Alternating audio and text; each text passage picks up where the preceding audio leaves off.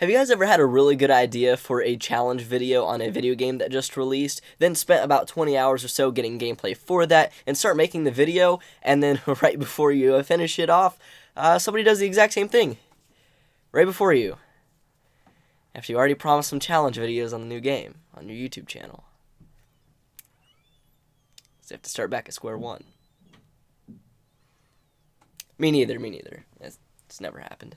Welcome back to Spongebob Gaming, everyone. Today, I finally have a challenge video on Rehydrated. I know, this is a long time coming, but yeah. I was originally going to complete the game only with Spongebob. That was going to be my initial challenge video for Rehydrated. Unfortunately, I did that, but somebody beat me to it, and I completely lost motivation for everything. I was destroyed after that, but now I'm back, and I'm going to be beating the game without collecting any shiny objects. It's the next best thing. But yeah, like I said in this video, I'm going to be completing Battle for Bikini Bottom Rehydrated without collecting any shiny objects whatsoever. So the count will be 0 at the end of this video. I also want to say that I'm going to be using the very first version of Rehydrated that released. That means no updates, patches, or anything. And I'm also going to be using the Xbox One version. I mean, I played it on the Series X, but it's still the Xbox One version, so we're just going to go ahead and count that. And because I'm going to be using the very first version of the game, that also means I'm going to be able to have the taxi warp glitch. If you guys aren't familiar with that, I'll explain it later down the line in this video. But because I'm going to be using that, some of you are going to wonder what constitutes beating this game. Well, I'm going to go ahead and say that's collecting 77 out of the 100 golden spatulas. That means having 75 golden spatulas before I defeat the final boss, and 77 after I defeat the final boss. So basically, I'm going to be following the speedrunning category of getting those 77 golden spatulas and completing the game without collecting any shiny objects. I feel like I'm getting redundant now.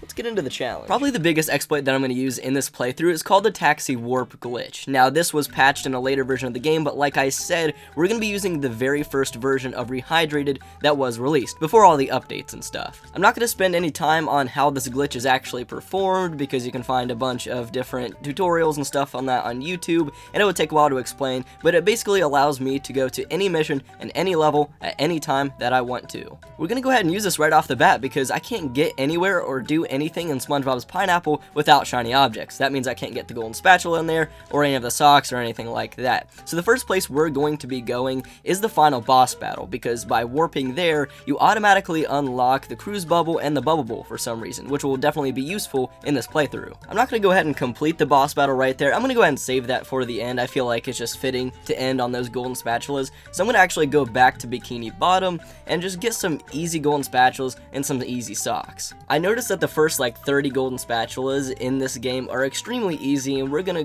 fly pretty much right through them, and then towards the second half of the game it's gonna get a lot more difficult. But starting off with some easy ones, I went ahead and got the golden spatula on top of SpongeBob's Pineapple, as well as the golden underpants that are on top of Squidward's house. I then dropped down into Squidward's house to get the golden spatula, where you jump around like an idiot, but we won't be able to get the sock in there because that would actually, have us destroy things and collect shiny objects, which we're not allowed to do, of course. I then got the sock outside of Patrick's rock, as well as the one inside, and then warped to Jellyfish Fields. And using that warp glitch, I was actually able to go just straight to the bungee jumping section. I'll do this quite a bit. By using these teleports prematurely, I can just skip a lot of areas of gameplay that would create complications. Getting the bungee golden spatula in Jellyfish Fields is actually kind of tricky because it's surrounded by shiny objects, but actually once I hit or come in contact with that golden spatula, I don't have to fly back out. Usually I would collect shiny objects when I was backing out of this bungee section, but once I touch that golden spatula, I can go ahead and hit the pause menu and warp somewhere else before I touch any shiny objects. But from there, I dropped down and got this sock right here, and then warped to Patrick's Dilemma, because from there I can actually just back out of the gate right behind me and collect the golden spatula at the top of this hill. This allows me to clear a big section of gameplay that would have required me to ignore a lot of shiny objects, and I didn't have to because of this taxi warp glitch. I promise I'm not going to keep bringing it up all the time, but I do want to explain it a few times towards the beginning.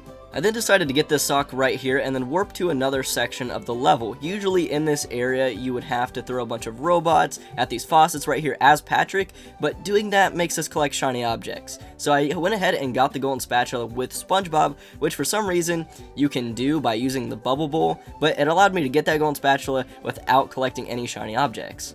I then warped to King Jellyfish so I could back out of the gate right behind me and get the golden spatula that was up there. Then I went back to King Jellyfish, fought him, got the golden spatula at the end of that level, and then also got the golden spatula that Squidward will get to you once you defeat King Jellyfish. So it was 3 very quick, easy golden spatulas. I did have to do some precise platforming to not collect shiny objects along the way, but it was definitely doable. Next up on the list is downtown Bikini Bottom. Usually to get this golden spatula, we would have to destroy the tikis on top of these buttons. However, we can't do that because that gives us shiny objects. But for some reason, these buttons' hitboxes are huge, so we can actually just hit them without collecting any shiny objects or destroying the tikis. So I did that. I then warped to this golden spatula. It wouldn't load unless you talked to Gary, so I did that and then switched over to Sandy. From here, we're going to be using this infinite hover glitch, which is going to come very handy throughout this playthrough. By using the left bumper trigger to lasso at the same time that you ledge grab with Sandy, it activates this weird infinite hover glitch that allows me to get as much height as I want and just basically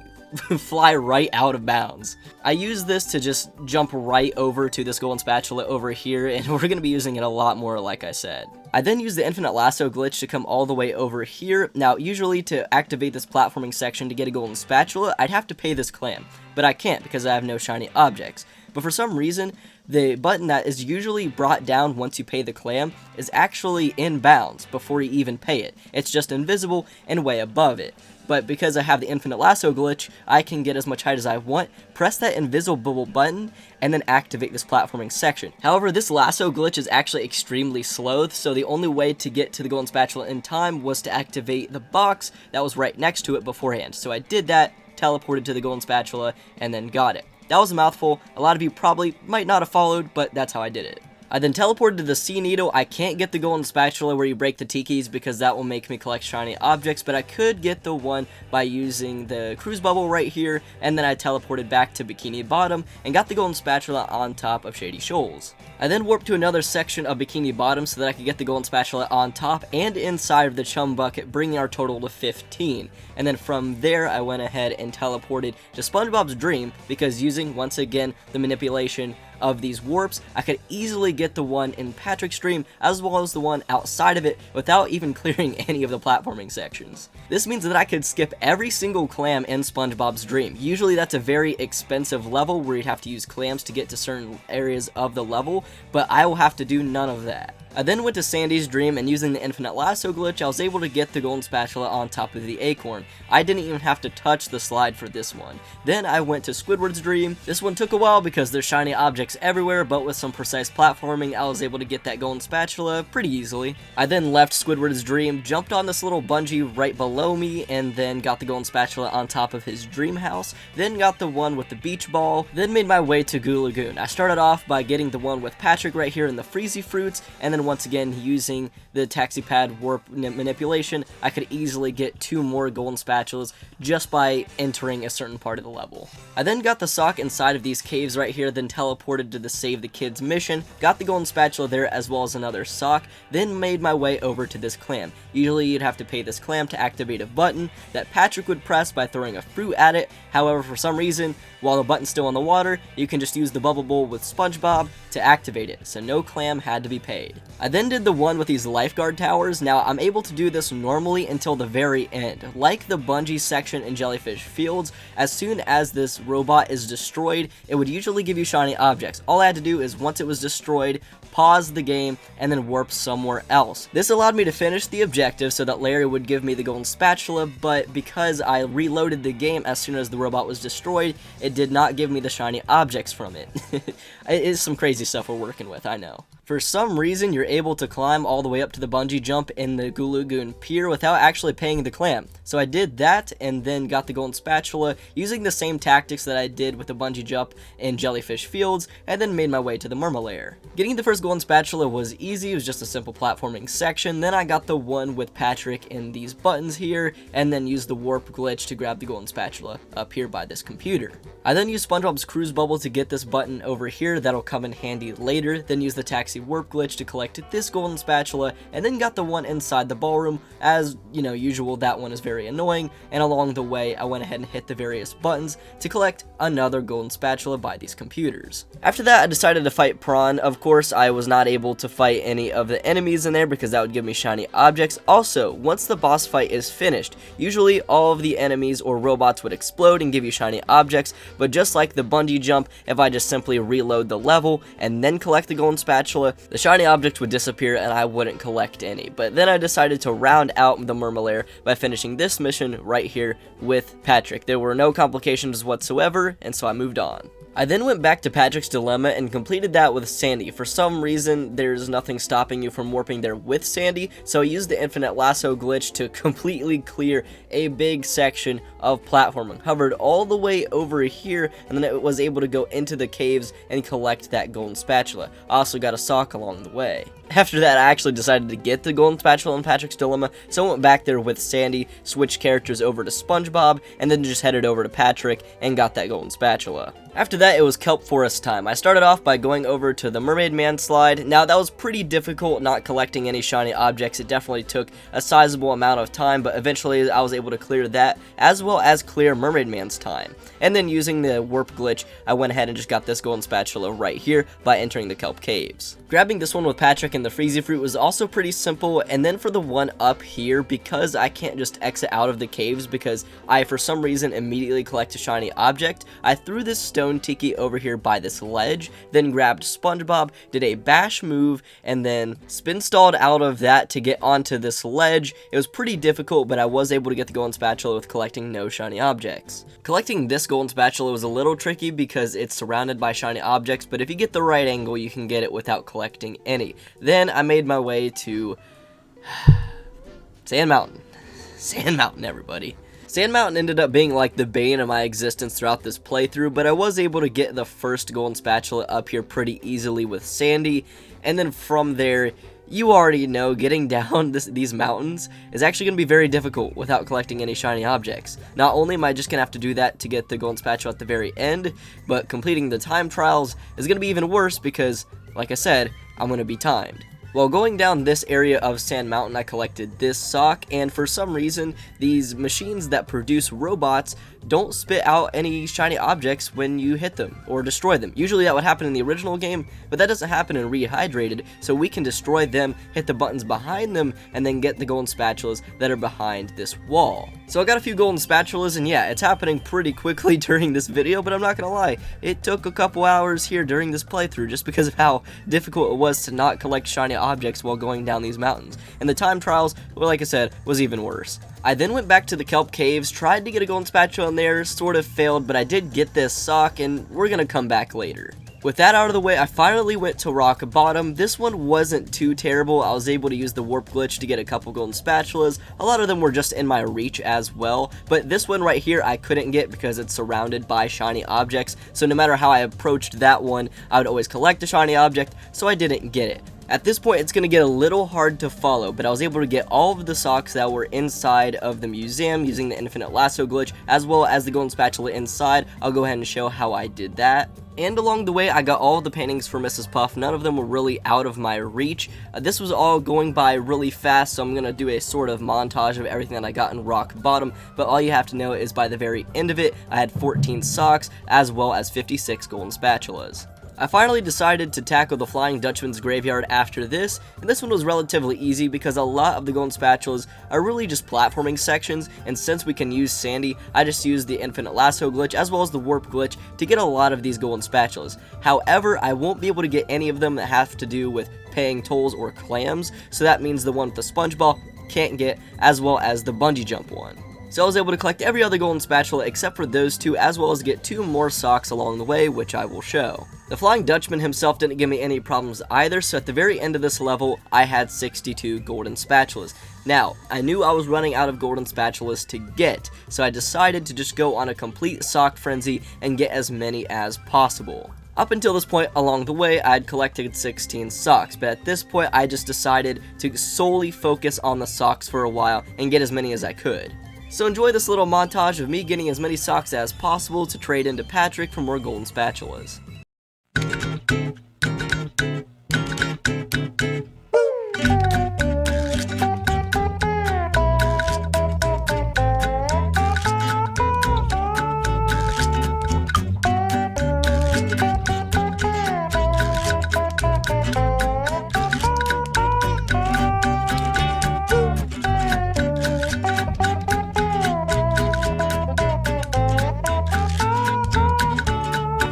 the sock counter hit 40, I decided to trade them into Patrick. That brought my golden spatula count up to 66, and then I decided to go ahead and fight Robo Sandy as well as Robo Patrick to nab 2 more golden spatulas. I then headed back to downtown Bikini Bottom to use the infinite lasso glitch and get this golden spatula. Don't know why I didn't get it earlier, but after that I went back to Kelp Forest and decided to round off that level right there. I was able to get all of the power crystals in the caves using some really weird tricks and stuff that I'll show, so I got that golden spatula as well as found all of the campers. Along the way I also got 2 more socks that I will show, and then headed back to Sand Mountain to finish those damn time trials. After the time trials, I tried my best to find any more golden spatulas that I could collect without collecting any shiny objects. However, there was no more in the entire game as far as I could tell, except when it comes to the socks. If I could collect 20 more socks, I could bring the total up to 75 and then go to the final boss battle to get the final 2. So that's exactly what I did. Enjoy another montage of me getting 20 more socks. By the way, I believe this is probably the last 20 socks that I could collect anyways, so everything worked out almost perfectly.